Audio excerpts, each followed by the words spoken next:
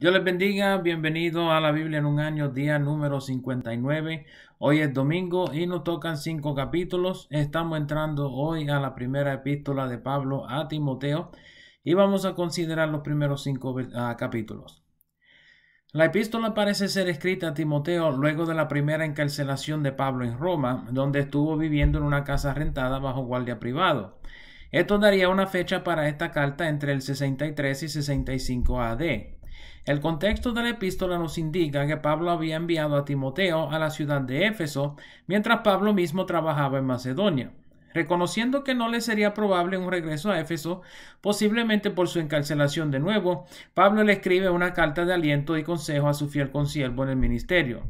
El capítulo 1 comienza con la salutación típica de Pablo, mencionando su apostolado en el Señor y su intencionado recipiente. En este instante, el único recipiente es Timoteo, y Pablo parece escribir la epístola solo. Al menos mantiene total dominio sobre el contenido de la epístola, aunque hubiese contado con un amanuense, un secretario, para escribirlo. Pablo y Timoteo mantenían una buena relación, y el afecto de Pablo por Timoteo se evidencia en el contenido de la epístola. Debemos notar de una vez que la epístola muestra la confianza mutua entre los ministros. Los versos 3 y 4 indican que Pablo estuvo al tanto de algunas ocurrencias en Éfeso, cuales perturbaban la iglesia. Este detalle, como veremos de pronto en el próximo capítulo, es esencial al entendimiento del contenido de esta epístola. Los que Pablo menciona en estos versos parecen haber sido ministros itinerarios, quienes perturbaban la iglesia en Éfeso con genealogías y fábulas. Aunque no son mencionados específicamente, es probable que tales individuos eran judaizantes o al menos apelaban a la fe judía. Los versos 5 al 7 parecen afirmar el hecho de que tales individuos eran judíos. Por motivo de sus falsas enseñanzas, Pablo dice que algunos de los efesios habían llegado a estimar la ley de modo que en cumplir estrictamente la ley se apartaron del ejercicio del amor y buena conciencia, cuales eran típicos de los creyentes genuinos. Noten que estos individuos estuvieron enseñando en las congregaciones en Éfeso una posición autoritativa, cual Pablo mencionará de nuevo en el contexto mayor del texto. Deben notar el sarcasmo de Pablo en los versos 8 al 11 y su uso de la ley para la condenación de quienes la practicaban en Éfeso. Pablo comienza con la afirmación que la ley es buena cuando es utilizada correctamente. Deben recordar las previas cartas de Pablo en las cuales explica que el uso correcto de la ley era en función de nodriza o tutor, cual llevaba a las personas al conocimiento de Cristo. Este obviamente no era el caso en Éfeso, y Pablo utiliza este segmento para condenar a quienes se apartaban de la verdad de la gracia en el Evangelio de Cristo para seguir la ley. Noten en el verso 9 cómo Pablo menciona el tipo de persona para el cual la ley fue dada. Comienza con transgresores y desobedientes, luego incluye tales personas como pecadores, irreverentes, homicidas, fornicarios, sodomitas, mentirosos y perjuros, entre otros. Estas palabras no son afirmativas de la ley, sino en condenación de los efesios, quienes estuvieran abrazando la ley en vez de la gracia. Al volver a la ley o sujetarse a la ley, habiendo ya conocido la gracia, tales personas estaban profesando que aún era semejante a la descripción de Pablo en los previos versos, ya que todavía necesitaba de la ley. Los que habían verdaderamente experimentado la gracia y la justificación mediante la fe, entendían que la ley no era necesaria en sus vidas, sino la fe en Cristo.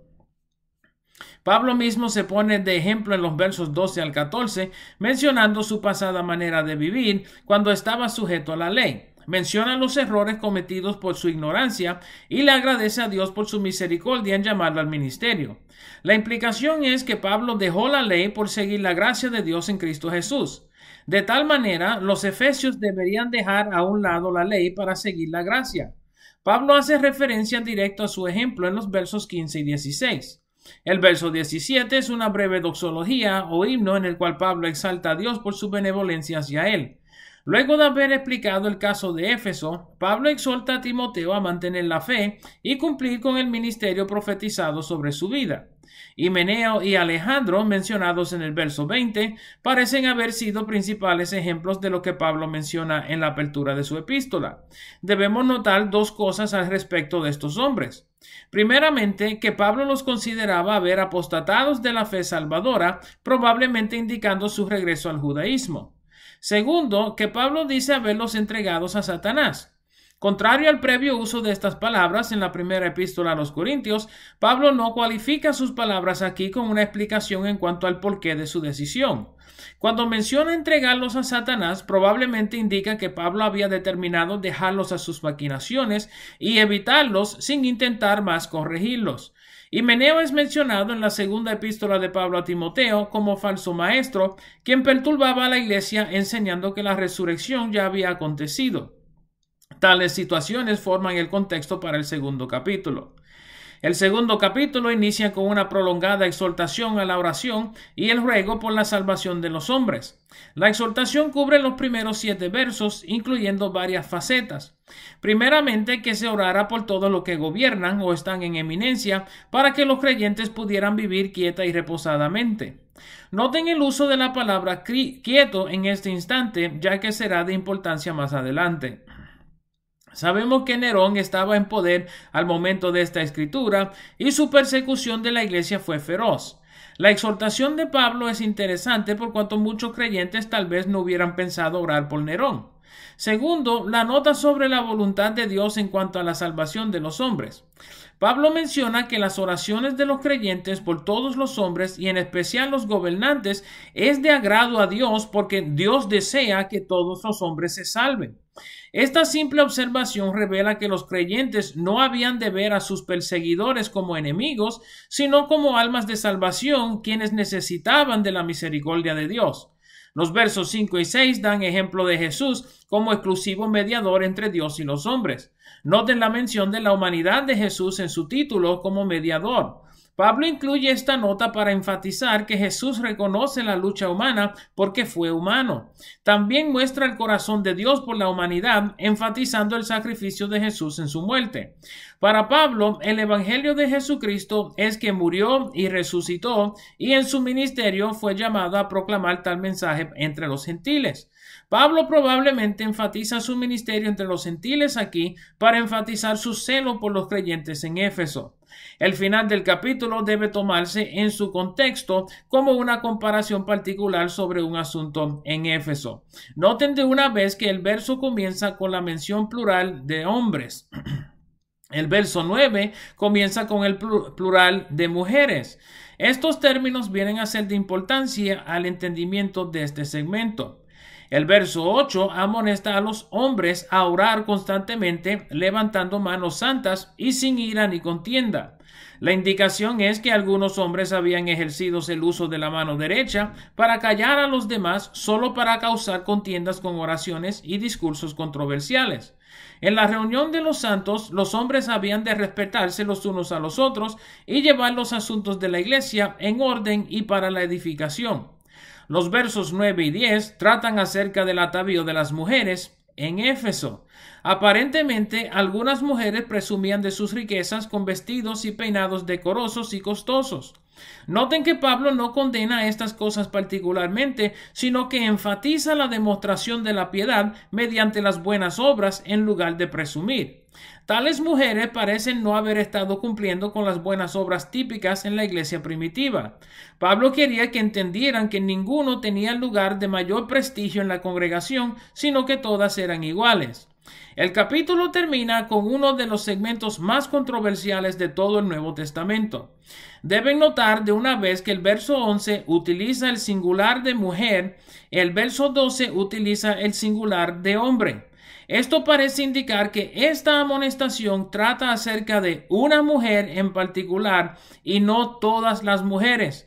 Al igual, la mención de un hombre singular parece ser en referencia al marido de esta tal mujer. El verso 11 va en línea con lo que Pablo enseña en su primera epístola a los Corintios, diciendo que la mujer debiera aprender en silencio y en sujeción a la autoridad, primordialmente a su marido. Pablo hizo semejante amonestación a las mujeres de Corinto. En esto, la aplicación puede ser universal, pero lo mencionado por Pablo aquí en el verso 12 parece tener una aplicación singular y ya que iría en contra de sus previas enseñanzas en cuanto al ministerio de las mujeres. Noten el contexto mayor de este segmento. Pablo ha mencionado el engaño de falsos maestros en la ciudad. Ha mencionado los pleitos y contiendas entre los hombres causados por discursos y oraciones controversiales. En el próximo capítulo hará mención particular sobre los que desean obispado. Dado que en su contexto original no hay separación de capítulos y el discurso del obispado viene directamente después de este segmento, parece ser que Pablo indica a una pareja en el liderazgo en una de las congregaciones. Noten cómo Pablo menciona la historia de Adán y Eva, diciendo que Adán no fue engañado sino la mujer, y que la mujer luego engañó a Adán. La implicación parece ser que esta mujer en particular, esposa de uno deseando el obispado, era susceptible a las falsas enseñanzas y, si no fuera restringida, terminaría desviando a su marido y luego otros creyentes en la iglesia. Por lo tanto, Pablo limita la autoridad de esta mujer a enseñar en la congregación.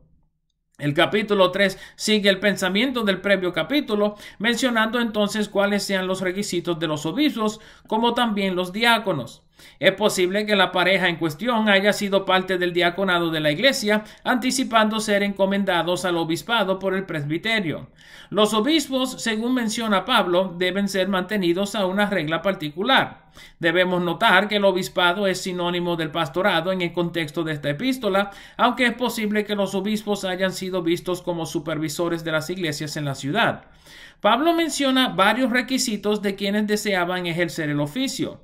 Primeramente, Pablo menciona que deben ser irreprensibles. Esto indica que el individuo debe ser de testimonio intachable sin que nadie lo pueda señalar. Siendo que Pablo menciona el testimonio entre los de afuera en el verso 7, es probable que este término irreprensible sea en referencia a los de adentro o los creyentes. Debe ser marido de una sola mujer. Recuerden el libertinaje de la cultura romana y la posibilidad de que hombres se convirtieran al evangelio luego de estar casados con múltiples esposas. También habla acerca de la importancia de la relación matrimonial en el ministerio, dado la prominencia de la fornicación en la cultura romana. Debe ser sobrio, prudente y decoroso. Noten la aclaración en el verso 3 que no debe ser dado al vino. Esto indica que el uso de la palabra sobrio no necesariamente indica lo mismo, sino que se puede interpretar en un sentido espiritual y cognitivo. En ser sobrio, Pablo indica que sea sin estorbo o obstáculo al ejercicio de sus funciones. Igualmente debe ser apto para enseñar. Noten cómo esto cae en línea con el contexto del previo capítulo. Pablo también indica que debieran gobernar bien su hogar y que sus hijos estén en sujeción a su autoridad. Reiterando que las iglesias se congregaban en los hogares, cualquier desorden en el hogar del obispo quedaría expuesto al escrutinio de los hermanos. Tal debe ser el caso aún.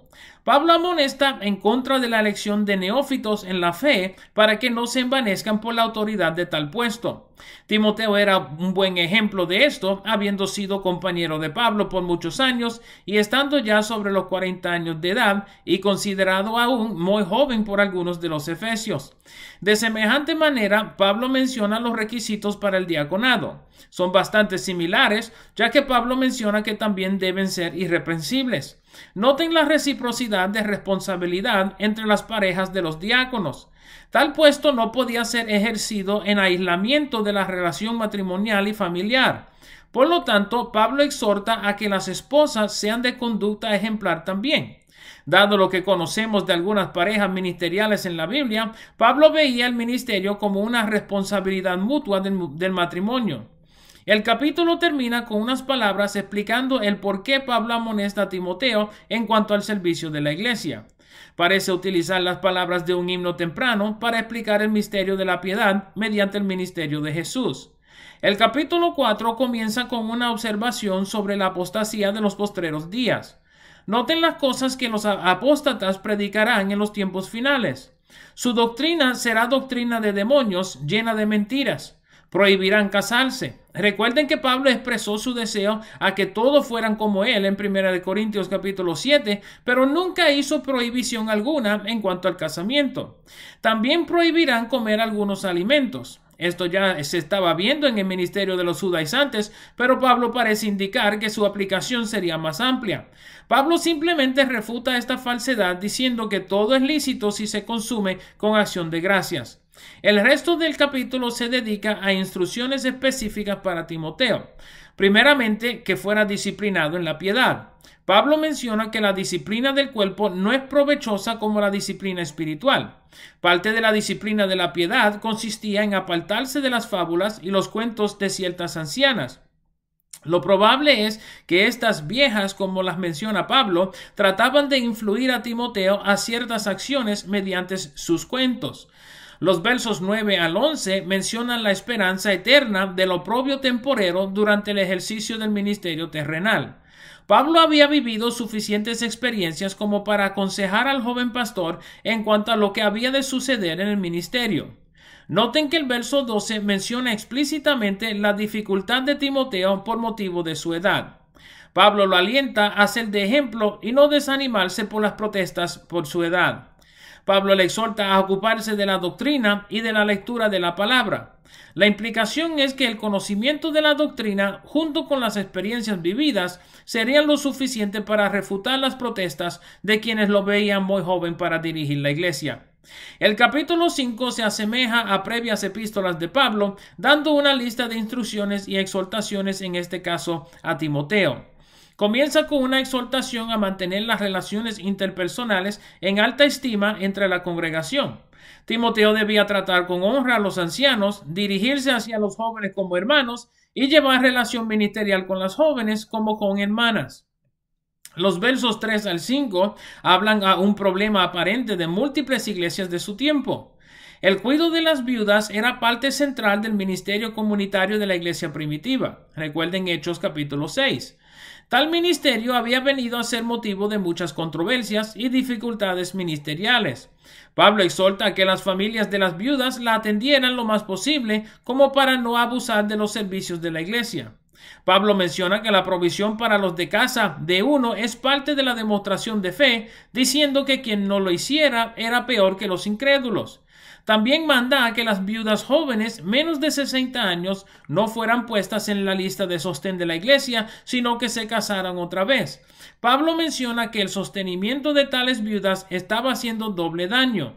Primeramente, en que producía ancianas ociosas y entrometidas. Segundo, en que los recursos de la iglesia estaban siendo utilizados en casos innecesarios. Los versos 17 y 18 hablan acerca del ministerio de los diáconos y ancianos, repitiendo un tema del apóstol en cuanto al sostén de los que ministran.